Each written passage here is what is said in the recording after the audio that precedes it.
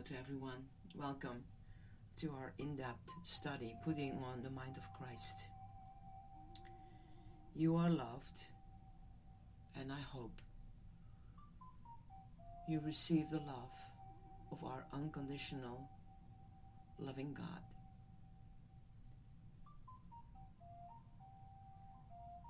This is your pastor, Yeti.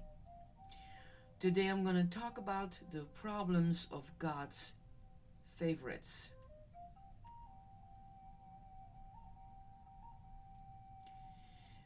Reincarnation is an issue that has not been generally discussed by the Christian Church since the early centuries of the Christian era. Many Christians do not seriously dedicate themselves to the internal spiritual development because their common sense tells them that no matter how hard they might try, they are never going to be another Mother Teresa or Francis of Assisi, let alone an heir with Jesus to the kingdom. They instinctively realize that one short lifetime is not enough, and since the church has told them that that's all they get, they throw in the towel before they have begun, trusting that Jesus will save them.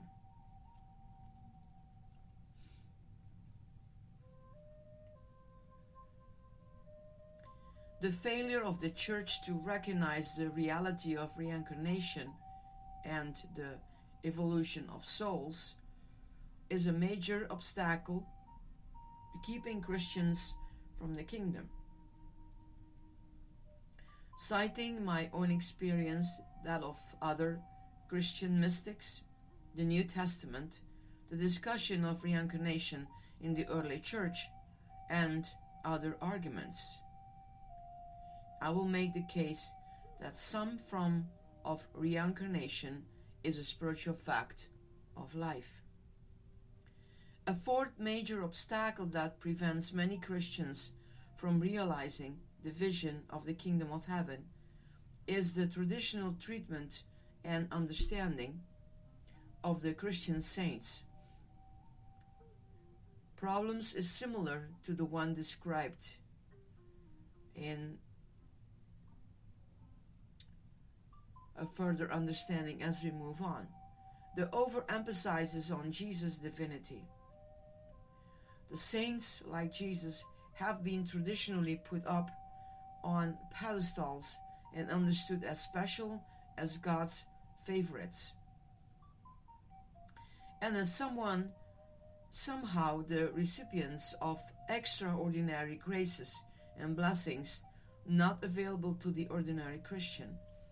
The average Christian has no expectations and normally makes no effort to become a saint any more than he or she would try to become an Albert Einstein, Michelangelo, or a Michael Jordan, just to give you some examples. Part of the reason the saints have been treated this way is because, as with Jesus, it is safer for our egos to keep the saints up on pedestals. Ruth Burroughs writes, "Our cowardice and our pride are past masters of disposing of the saints. We don't burn them. We put them on a pedestal, which is the same thing as putting them on a shelf. They do not challenge us anymore. They are no longer men and women just like ourselves. Flesh, blood, nerves. Somehow they are quite special. They have been given what we have not. They did not really spring from our common stock. This flower of holiness is not of our soil. Those far above us do not challenge us. It is the one close to us who does what we do not do, becomes what we do not become. This is whom we fear. This is the one we must dispose of. Burroughs gives a graphic example from the life of Saint Therese of Lisieux of this process of shelving the saints. She, Therese, grasped this so well. She deliberately and persistently rejects the attempts of her sisters to force her into the role of saint lines. She knew God had made her holy, but she refused to play the role of the saint. There was no admitting to fine sentiments she did not feel. Encouraged to say a few edifying words to the doctor, words from the lips of a dying saint, she refused. The doctor must think as he likes. One has only to read the unabridged version of Novissima Verba to see how Teresa was misunderstood. It is just not true to say her message in no way suffered through the editing and expurgating of her writings and says. We see a careful elimination of any word or deed that did not conform to the accepted standard of holiness. It is clear from Burroughs' example that part of the process of shelving the saints involves the substitution of culturally defined goodness for holiness or psychological wholeness. It is an effective way of distancing the saint from the ordinary Christian, with the result that the Christian believes there is no point in trying to become like the saint, now made into an inhuman caricature.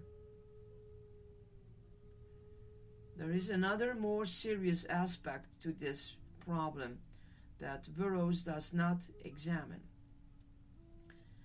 It is not only for reasons of ego that the saints are put on pedestals. Every Christian's common sense recognizes that, in some way, the saints are special, as special in their own way as a Mozart or Picasso. Take Saint Therese. Therese died at the end of the 19th century, at the age of 24. Yet, as Burroughs admits, Therese knew God had made her holy. How many Christians of age 24, no matter how dedicated to the spiritual path, and no matter how sincere, prayerful, and surrendered to the action of God's grace in their lives, have such a knowingness? Scarcely any, and usually no one that we know personally.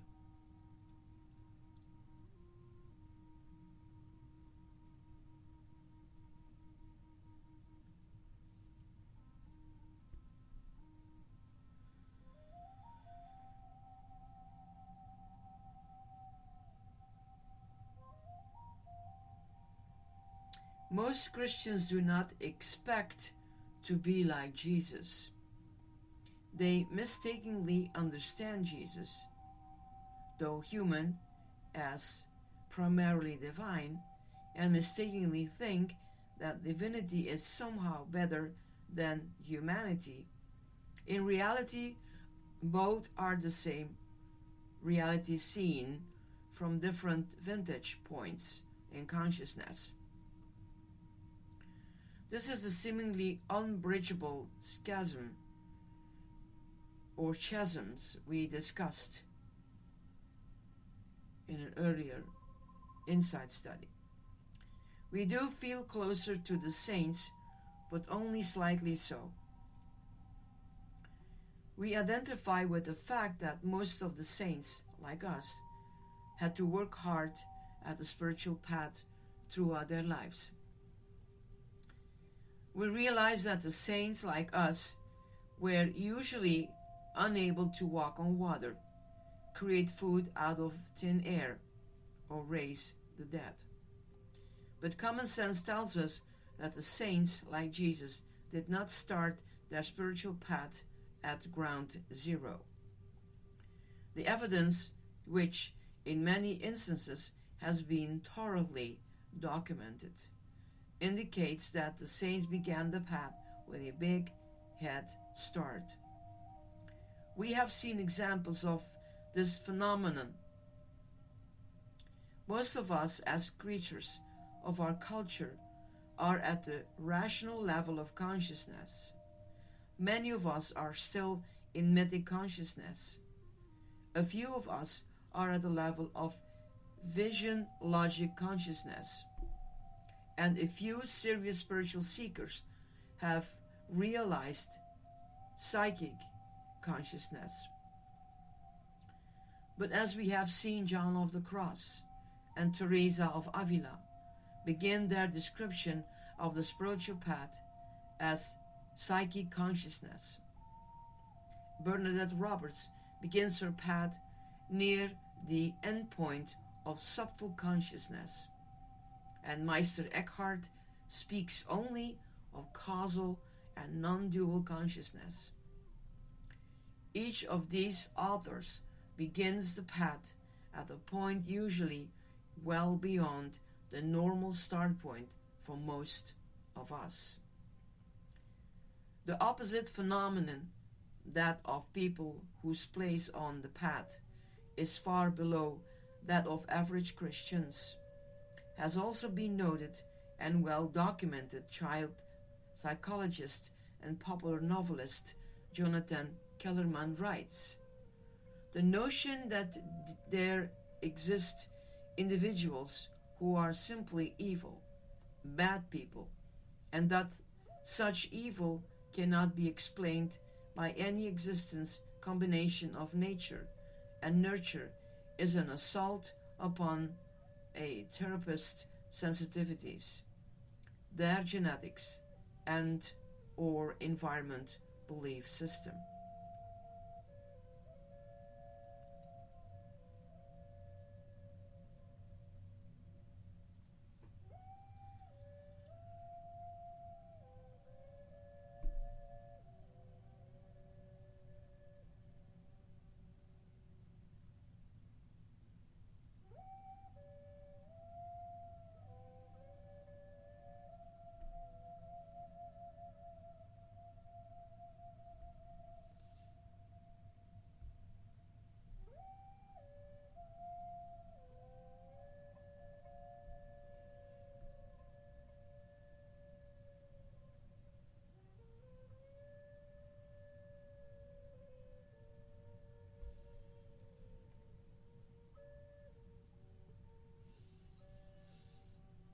Putting aside the judgmental words evil and bad, this functionalized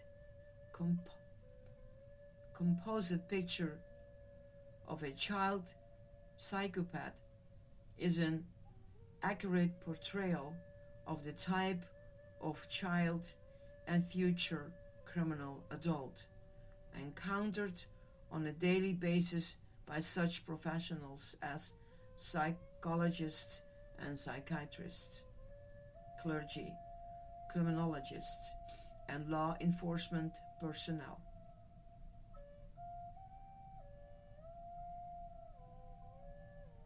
As Kellerman, by discounting both nature and nurture, genetics and environment, and effects, admits there may be no other rational explanation of the data that than that these people were born with this negativity. He is correct.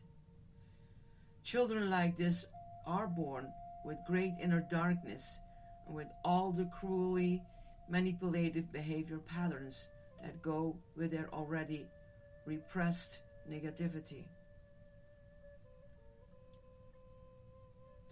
We have seen that the traditional mapping of the Christian spiritual path into only 3 stages, the purgative, illuminative, and unitive ways, does not work.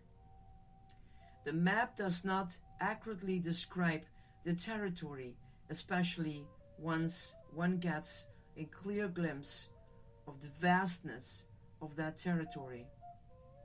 Nor does the traditional map give us any realistic picture of the great number of years it would take to start at ground zero and work one's way to non-dual consciousness.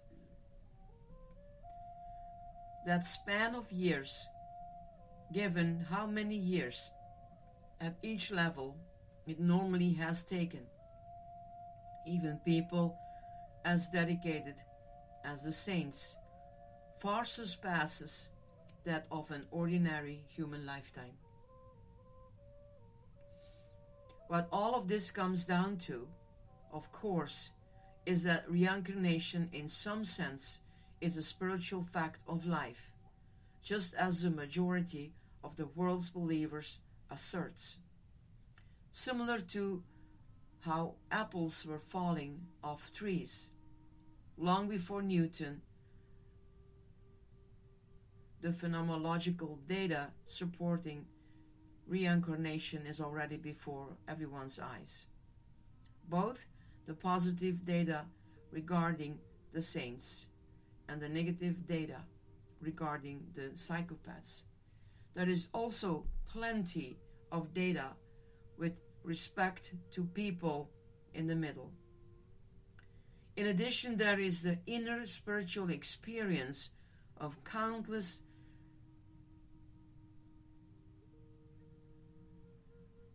psychically gifted Christians, the overwhelming majority of whom are women, who have testified to the truth of reincarnation through the centuries.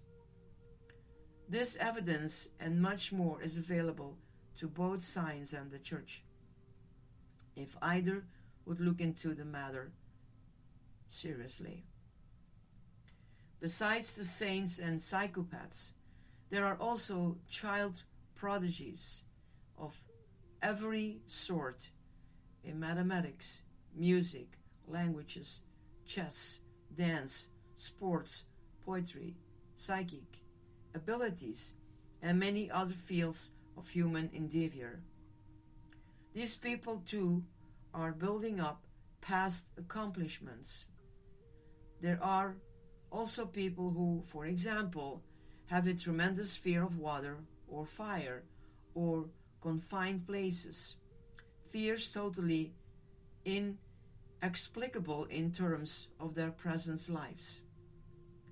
There are people with natural affinities for certain language, climates, places, and activities that cannot be explained by either nature or nurture in the conventional sense.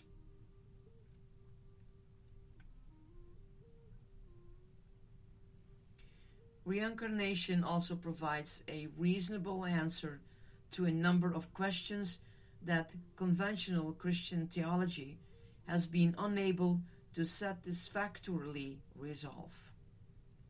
For example, the question of justice that arises when the children of darkness seem to prosper while those of the light suffer. The question of salvation for the millions of persons who are afflicted with severe mental disabilities that would appear to make growth in consciousness almost impossible. And the question of salvation with respect to those children and young people who die before having had a chance to develop spirituality. Though most of our soul's other lifetimes are veiled from everyday awareness for good reason.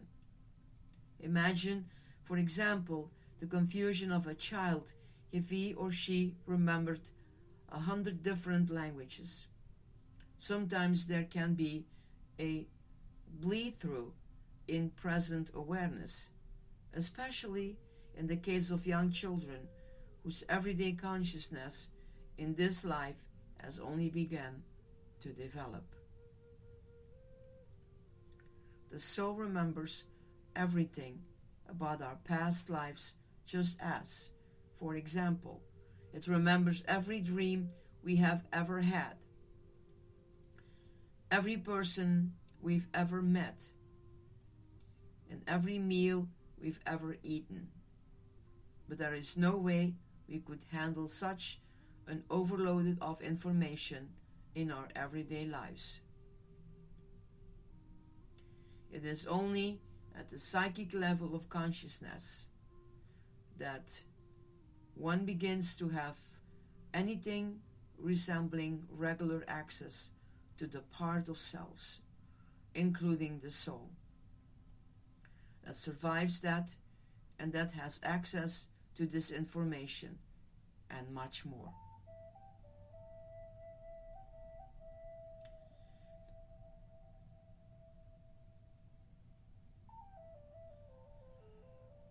Here is an example of a bleed through from a past life in the case of a small child. And this is a story from the author. I was once sitting down to dinner with a 30-month-old Christian boy and his parents. The child asked his father what we were having. The father answered, "Pork." Suddenly the child looked utterly astonished. His eyes bugged out, his face puffed up, and he exclaimed loudly, "Pork, pork! We are having pork." "What are we doing eating pork?" The bleed-through here was so astonishing and obvious that the adults had all they could do not to laugh. The father, grasping immediately where the child was coming from, chuckled and said, "In this life you can eat pork." The boy's attention went elsewhere, as the attention of 2 years old do, and the incident passed as suddenly as it had arisen.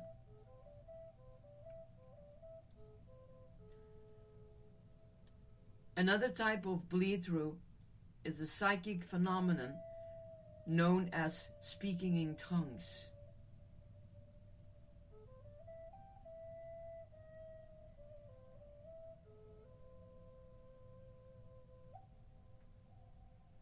The author says, "I know a person, a former Pentecostal minister, who often falls into the Spirit and speaks in tongues, giving the Spirit's messages in another language, not incoherently, but in fluent Arabic. At the conscious level, he knows only English, and he never knew he was speaking Arabic, until a man who knew that language heard him one day and translated the message. As St. Paul said in 1 Corinthians, this gift is of limited usefulness unless there is a translator. Though seldom noted, several verses of the New Testament appear to assume a belief in reincarnation. For example, the disciples asked Jesus, "Who has sinned, this man or his parents, that he should be born blind?" John 9, verse 1. Although Jesus used the disciples' question to make a different spiritual point about fault, blame, and judging. The disciples' question makes no sense at all if reincarnation or a belief in reincarnation is not assumed. Otherwise, how could the man's blindness from birth conceivably be his fault? Even more on point is the discussion between Jesus and the disciples about whom people said Jesus was.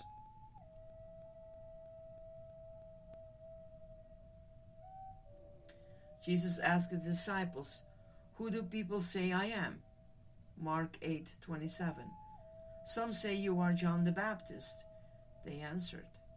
"Others say that you are Elijah, while others say that you are one of the prophets." Again, the conversion makes no sense outside the context of reincarnation, nor did Jesus in this instance bother to refute the people's educated reincarnation guesses. Jesus knew of the prophecy that Elijah would be reborn as a preceder of the Messiah. "Behold, I will send you Elijah the prophet before the coming of the great and dreadful day of the Lord." Malachi 4 verse 5. To make clear that he was the Messiah, therefore Jesus said of John the Baptist, "If you will receive it, this is Elijah who is to come." Matthew 11:14. Jesus also identified John the Baptist as Elijah in Matthew 17:10-13. And the disciples asked him, saying, "Why then do the scribes say that Elijah must come first?" But he answered them and said, "Elijah indeed is to come and will restore all things. But I say to you that Elijah has come already, and they did not know him, but did to him whatever they wished. So also shall the Son of Man suffer at their hand." Then the disciples understood that he had spoken of John the Baptist.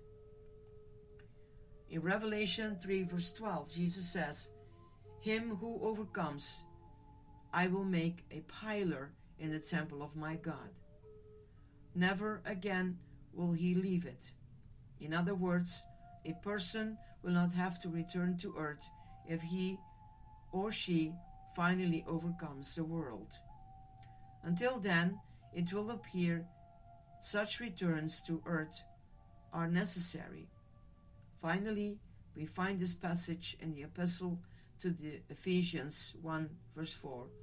"He chose us in him before the foundation of the world, that we should be holy and without blemish in his sight and love."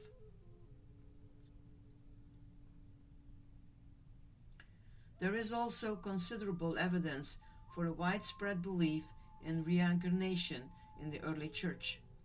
Most of the church fathers were familiar with some form of the idea and held a variety of opinions on the matter. For example, they were virtually unanimous in condemning the 10 popular notions of transmigration, the idea that a person's soul might pass after death into a dog, cat, or other animal. They found this idea correctly indecent. St. John Chrysostom and nonsensical St. Basil the Great. Though they used common sense rather than metaphysical principles to reject transmigration. There are two sound metaphysical principles they could have used. First, there is almost universal agreement among metaphysicians that most members of the animal kingdom participate in group souls. They are not individualized spirits as are humans, though some of the higher animal forms, such as certain mammals, are on their way to individualizations. Second, evolution always proceeds forward into greater and greater complexity, never backward. So no human soul ever regresses backward into one of the lower animals. The Second Council of Constantinople, AD 553, effectively put an end to early church discussion of reincarnation when it condemned several ideas attributed to the church father Origen. Ironically, however, and contrary to a belief that is apparently widespread in New Age circles, the council did not actually condemn reincarnation. The condemned ideas which were based on the idea that matter itself is evil, stated that our souls, which before our births had been in conscious union with God, deliberately turned away from God and allowed the divine love in them to grow cold, turning toward evil and thereby becoming incarnate. Although these ideas could be read as merely an overly literal understanding of the first half of Jesus' parable of the prodigal son, who consciously left his father, God, and ended up among the pigs. The council was correct in rejecting them, and for several reasons. First, matter is not evil, and the process of creation and incarnation is not a falling away from God into evil. Rather, God, not believing the Godhead anything at all to be clung to, empties herself, kenosis, and begets first her eternal only begotten Son, the Christ, the divine Logos, or Word, and then, through the Christ, the rest of creation, down to and including matter. This process of creation, whereby each stage descends from the level above, is usually called evolution. All of creation, including matter, is begotten by God and is therefore divine. Matter, the lowest rung on the ladder, is merely the least conscious part of divinity. Second, our souls have not existed from all eternity or before our present births in conscious union with God.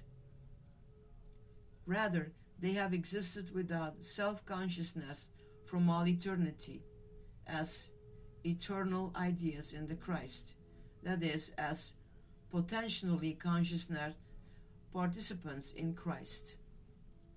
And they existed before our own births as the permanent part of self previously described, as not fully conscious Christ. Our souls incarnate in order to develop self-conscious awareness. There would be no need for us to incarnate if we already had such awareness. Third, creation is not cyclical, a never-ending series of evolutions downward from God into matter, followed by evolutions upward from matter into God, as ancient thinkers like the Platonists, Buddhists, Hindus, and the Neoplatonists theorized. Such cyclicality would make God's exercise of creation non-evolutionary and, in the last analysis, utterly meaningless. Creation would still be the dance and play of God, but it would be a monstrously cruel and pointless entertainment considering the immense suffering involved that of all sentient beings, including ourselves. No creation is going somewhere. It has a purpose. And that purpose is the production of self-aware Christ. As St. Paul wrote, all of creation groans as it labors in childbirth to virginally bring forth Christ's sons and daughters, Christ's beings who can thereafter consciously share in God's own divinity and co-creatorship. The immensity of these gifts to us is so far beyond our wildest imaginations that the only appropriated response is endless thanksgiving. During the process of evolution towards divinization, our souls function as archetypes, ideal patterns, eternal ideas in the Christ. They call us lifetime after lifetime to build individual actions.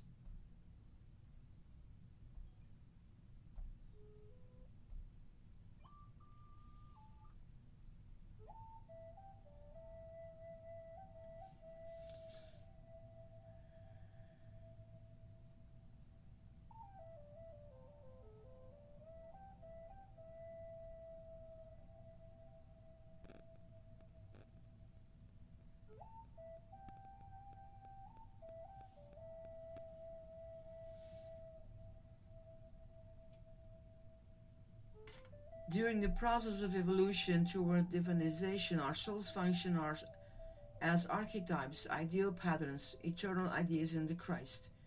They call us lifetime after lifetime to build individuated our Christ selves by means of our free choices in the physical plane. Our souls forever beckon to us, but it is we, through our choices in the course of many lifetimes, we have to build the house in which the Christ consciousness can finally find a home and therefore a life. Today, the subject of reincarnation has been reintroduced into general American conversations by both the Buddhists and the Christian New Agers, the latter citing not only the traditions of the East, but the Native American shamanistic and esoteric Christian traditions as well. As a result, one often hears Christians discussing whether or not they believe in reincarnation as if it were an arbitrary matter like a preference for vanilla or chocolate. Similarly, prior to Columbus, Christians probably could have been heard in the courts and streets of Europe discussing whether or not they believed the world was round or flat. In both these cases, however, it matters not one with one believes. In the final analysis, it is a question of fact. When most people talk of reincarnation, they usually assume a long, linear series of lifetimes through history. They forget that outside of space-time, where our souls already reside, Matthew 8 verse 10, there is no time. Many Christian New Agers only particularly understand this point, conclude that all of our souls, incarnations, past, present, and future, are simultaneous. What they forget is that the word simultaneous is every bit as time conditioned as linear past, present, and future. They also fail to appreciate the truth of space-time as illegitimate, non-illusory energy flow, probably a chosen subset of a larger multi-dimensional flow of probabilities. Both the linear and simultaneous models of reincarnation, however, are useful and taken together. They hint at reincarnation's truth, multidimensional nature. Reincarnation is merely a model, and perhaps a crude one, for a multidimensional reality that somehow impacts upon our space-time levels. With respect to this multidimensionality, the spiritual entity Set, as channeled by the late Jane Roberts, stated, "Your idea of one soul, oneself, forms a significance and a selectively that blinds you to these other realities that are as much here and now as the present self. The units of consciousness that compose your physical being alone are aware of those greater significance to which your limited ideas make you opaque. Reincarnation simply represents probabilities in a time context, portions of the self that are materialized in historical context. All kinds of time, backward and forward, emerge from the basic, unpredictable, inherently free nature of consciousness."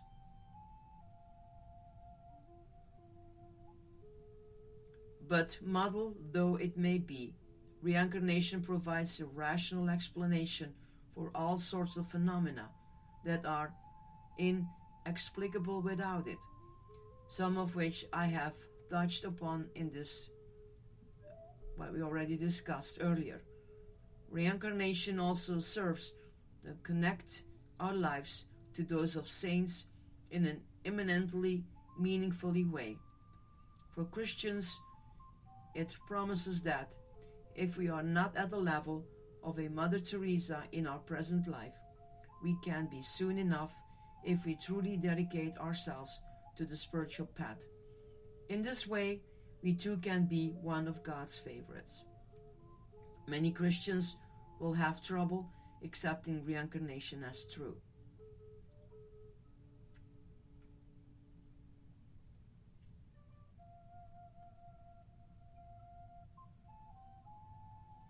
An acceptance of reincarnation is not necessary for salvation, so take it or leave it as you see fit. But there is no point in omitting from this, as we spoke about, so much of a spiritual reality.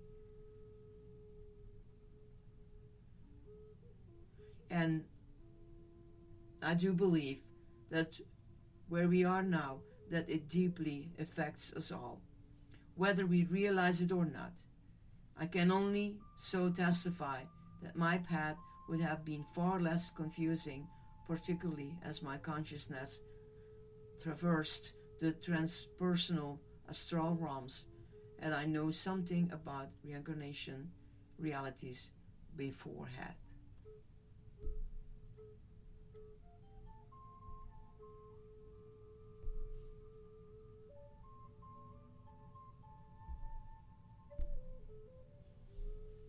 So, as I said it in the last, it is always up to us.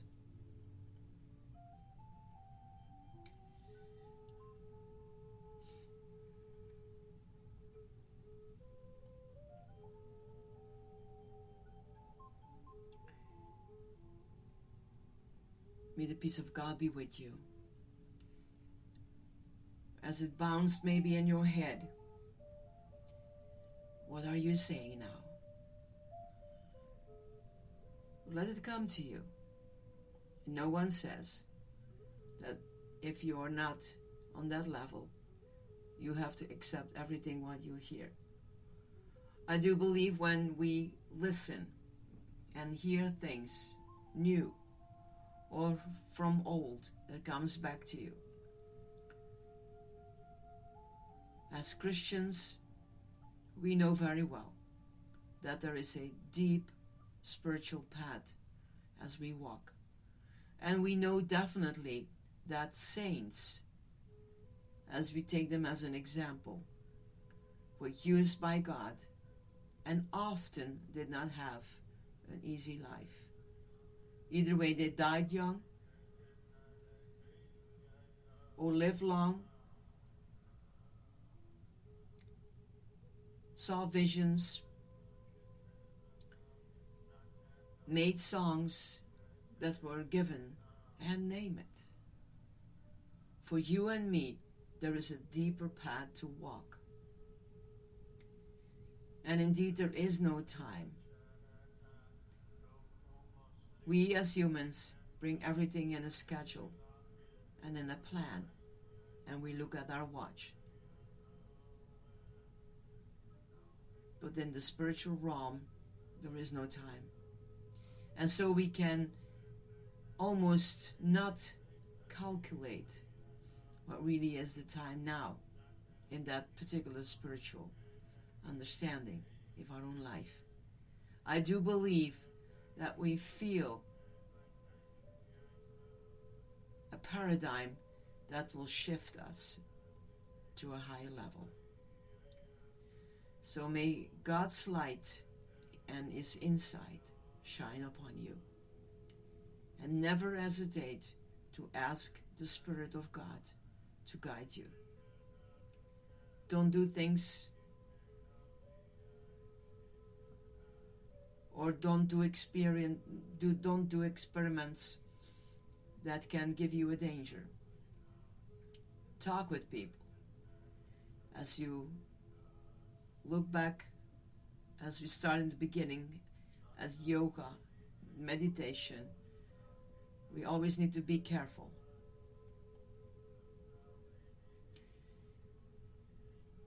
God bless you. And I hope you enjoy your day wherever you are on this planet. Bye-bye. This is your Pastor Yeti.